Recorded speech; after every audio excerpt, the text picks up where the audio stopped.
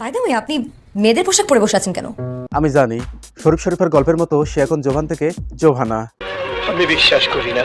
High high ওস্তাদ, বলেন কি? এই ক্লিপগুলো দেখেও বুঝতে পারছেন না সে এখন জোভান থেকে জোভানা? আপনি যতই অবিশ্বাস করেন না কেন, ইহা এই কি বল। ইহা সত্য, ইহা সত্য, ইহা সত্য। Breaking news, breaking news, breaking news. আমাদের সবার প্রিয় জোভান ব্রো টাকার বিনিময়ে জোভান থেকে জোভানা হয়ে গেছে। বলেন কি? আমি যা বলছি সত্যি কথা বলছি। আমার কিছুতেই মাথায় ঢুকছে না এমন একজন গুণী অভিনেতা শুধুমাত্র টাকার জন্য এমন নোংরা স্ক্রিপ্টের নাটক কিভাবে করলো। তার রুচিটা কি একটুও বাদলো না? আমার অভিনীত নাটক রূপান্তর, জানি আপনার নাটক রূপান্তর নাকি তেপান্তর। তা হয়েছেটা কি শুনি? এটাকে ঘিরে যে ধরনের বিতর্ক তৈরি হয়েছে সেটা একদমই আনএক্সপেক্টেড। কেন রূপান্তর নাটককে কেন্দ্র করে বিতর্ক হওয়া আনএক্সপেক্টেড কেন? নাকি ভেবেছিলেন যে শরীফ শরীফের গল্পের আদলে নাটক তৈরি করে দর্শকদের খাইয়ে দেবে না, তারা কিছুই বুঝতে পারবে না? বাট আপনাদের এই পরিকল্পনা দর্শক বুঝে গেছে, তাই বলছেন এই নাটককে কেন্দ্র করে বিতর্ক হওয়া আনএক্সপেক্টেড, তাই না? ঠিক বলেছো। ভাইরে ভাই, দর্শকের অত বোকা নাই যে তার প্রিয় অভিনেতার মাধ্যমে উল্টাপাল্টা বিষয়ে নাটক বানিয়ে দিলেই তারা দেখবে। তাই নিজেদের এই জগতে টিকিয়ে রাখতে হলে অবশ্যই মানসম্মত কাজ করতে হবে। এই নাটকের মাধ্যমে আমরা কারো ধর্মীয় অনুভূতিকে আঘাত করা বা অন্য কোনো উদ্দেশ্য আমাদের নেই। তাহলে এত টপিক থাকতে এমন বিতর্কিত বিষয়ে নাটক বানানোর কি দরকার রে ভাই? তাছাড়া এগুলো একটা মানুষের একান্তই পার্সোনাল বা গোপন বিষয়, এগুলো নিয়ে নাটক বানানোর কি আছে?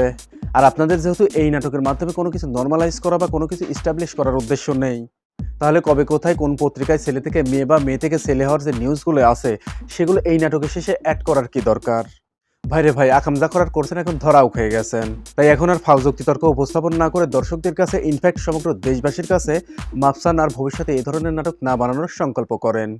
ঠিক বলেছো। তাছাড়া জনগণ আপনাদের যেভাবে বয়কট করতে শুরু করছে, পরে আবার যত ভালো নাটকই বানান না কেন জনগণ কিন্তু তার দেখবে না। সঠিক বলেছেন। কি আর বলবো, বিটিভিতে ছোটবেলায় নাটক দেখতাম শুধু বাড়ির সবাই না, পাড়ার সবাই মিলে। নাটকগুলোর কাহিনী ছিল কি অসাধারণ শিক্ষণীয় প্লাস বিনোদনমূলক, এবং এসব নাটকের ডায়লগগুলো সবার মুখে মুখে থাকতো।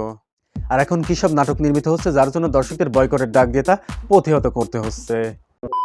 নাটকের নায়ক জোভান ব্রো বুঝতে পারেননি যে বিষয়টা এই পর্যায়ে যাবে, অর্থাৎ জনগণ কষ্ট পাবে। কিরে ভাই, আপনারা কি স্ক্রিপ্ট না পড়েই, ক্যারেক্টার সম্পর্কে না জেনেই নাটকে অভিনয় করার চুক্তি করেন নাকি? বা যিনি এই নাটকের কাহিনী লিখছেন তিনি কি না জেনেই বা না বুঝেই একটা বিষয়ে নাটক লিখে ফেলছেন? ঠিক বলেছো। অবশ্যই একজন লেখক কোনো বিষয় সম্পূর্ণ জেনেই তারপর সে বিষয়ে লেখালেখি করেন। এই নাটকের পরিচালক, লেখক, অভিনয় শিল্পী এবং স্পন্সর সবাইকেই বলছি এখনো সময় আছে, নিজেদের শুধরে নেন। দর্শক একবার বয়কট করলে তাদের আর ফেরাতে পারবেন না।